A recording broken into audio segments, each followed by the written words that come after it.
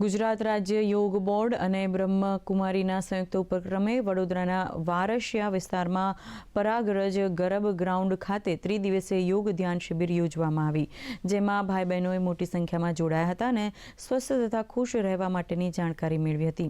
આ શિબિરમાં યોગાચાર્ય બીકે સંગીતાબેન સાથે રાજ્ય યોગ બોર્ડના કોર્ડિનેટર સુનિલ પટેલ અને આર્ટ ઓફ લિવિંગના શિક્ષકોએ દવા વગર પોતાની જાતને સ્વસ્થ રાખવાની યોગ અને એક્યુપ્રેશરની અને યોગાહારની પદ્ધતિનું માર્ગદર્શન આપ્યું હતું.